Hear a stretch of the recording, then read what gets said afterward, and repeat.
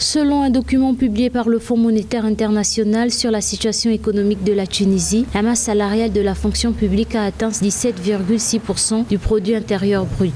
Au total, 40% des nouvelles embauches effectuées par l'État en 2020 l'ont été dans le secteur de la santé. En effet, la masse salariale de la fonction publique tunisienne est actuellement l'une des plus élevées au monde par rapport à son PIB. D'après le FMI, cette hausse est en partie due à la pandémie du Covid-19 qui a augmenté les besoins urgents du pays dans les secteurs sanitaires, poussant ainsi les autorités à engager plus de personnel. La hausse de la masse salariale effectuée par la Tunisie se justifie pleinement et ça a été validé par les autorités du FMI qui considèrent qu'à l'heure actuelle, le plus important, c'est de sauver les vies. Or, le système de santé tunisien a été fortement impacté par la pandémie du Covid-19 et donc il est tout à fait normal que les autorités cherchent à renforcer ce domaine-là. Ces nouvelles embauches qui ont pu être nécessaires pour faire face à la pandémie n'arrangent plus les finances publiques de la Tunisie qui sont déjà sous double contrainte d'un déficit budgétaire important, 11,5% hors dons, et d'une dette publique en hausse. Le taux de chômage a en effet augmenté, atteignant ainsi 17,4% au cours du quatrième trimestre 2020.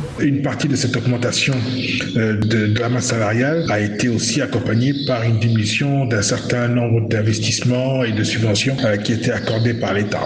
Il est clair que c'est une sorte de politique de quoi qu'il en coûte, mais elle ne pourra pas se faire ad vitam aeternam, d'autant plus que, en fait, d'une manière générale, sur quoi comptent les États pour essayer de résorber ces augmentations. Afin de remédier à cette situation, le ministre des Finances, Ali Kouli, a exprimé l'intention de son gouvernement d'obtenir un nouveau financement de l'Institut financier international. Pour obtenir ce financement supplémentaire, l'État tunisien devra essayer de stopper l'évolution du chômage et de la dette et de réduire sa masse salariale.